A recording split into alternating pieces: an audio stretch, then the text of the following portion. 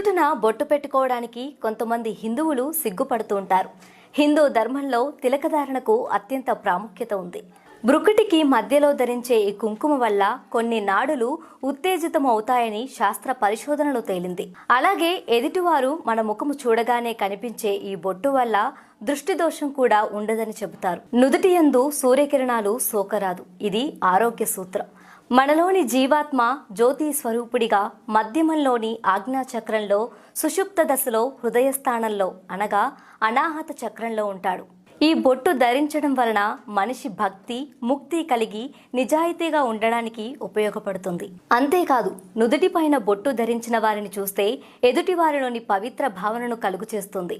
గౌరవాన్ని కూడా పొందుతారు. పూర్వకాలంలో కాలములో చతుర్వర్ణాలు వారు అయిన బ్రాహ్మణ, క్షత్రియ, వైశ్య, శూద్రులు వేరువేరు చిహ్నాలు ధరించేవారు. పౌరోహిత్యము లేక శాస్త్ర సంబంధమైన వృత్తిని కలిగిన బ్రాహ్మణులు పవిత్రతకు చిహ్నంగా తెల్లని చందనాన్ని ధరించేవారు. క్షత్రియ వంశానికి చెందిన క్షత్రియులు వారు తమ వీరత్వానికి చిహ్నంగా ఎర్రని కుంకుమను నుదుటిన ధరించేవారు. వర్తక వ్యాపారాల ద్వారా సంపదను పెంపొందించుకునే వైశ్యులు అభివృద్ధికి చిహ్నంగా పసుపు పచ్చని కేసరిని ధరించేవారు. శూద్ర జాతికి చెందిన వారు నల్లని భస్మాన్ని లేక కస్తూరిని ధరించేవారు. విష్ణు ఉపాసకులు యు ఆకారముగా చందన తిలకాన్ని, శైవ ఉపాసకులు భస్మ త్రిపుడ్డాన్ని, దేవీ భక్తుల ఎర్రని కుంకుమ బొట్టును ధరించేవాళ్ళు. భగవంతునికి సమర్పించిన చందనము, కుంకుమ, భస్మము భగవత్ ప్రసాదముగా భావించి తర్వాత నుదుటిన పెట్టుబడుతుంది. జ్ఞాపక శక్తి మరియు ఆలోచన శక్తికి స్థానమైన కనుబొమ్మల మధ్య ఉన్న ప్రదేశములో తిలకమును పెట్టుకుంటాము. యోగ పరిభాషలో ఈ నుదుటి ప్రదేశాన్ని ఆజ్ఞాచక్రముగా పిలువబడుతుంది. బొట్టు పెట్టుకున్న ప్రతి వ్యక్తి భావన విమలంగా నిర్మలంగా ఉంటుంది.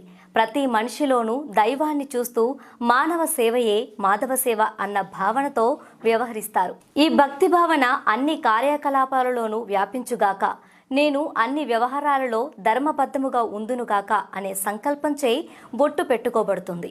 మనము ఈ వాస్తాలను తాత్కాలికంగా మర్చిపోతున్నాం. కానీ ఇతరులు నుదుటిపై ఉన్న బొట్టును చూడగానే మనకు వెంటనే మన భావం గుర్తుకొస్తుంది. అందుకే ఈ తిలకం ద్వారా మనకు భగవంతుని యొక్క ఆశీర్వాదము ఆధర్మ భావన నుండి విముక్తి కలిగిస్తూ వ్యతిరేక దుష్ట శక్తుల నుండి రక్షణ కల్పిస్తుంది. మానవ శరీరము మొత్తము ప్రత్యేకించి కనుబొమ్మల మధ్యనున్న సూక్ష్మమైన స్థానమును విద్యుద్దయస్కాంత తరంగ రూపాలలో శక్తిని ప్రసరింపజేస్తుంది. అందువలననే విచారముగా నున్నప్పుడు వేడి కలిగి తలనొప్పి వస్తుంది.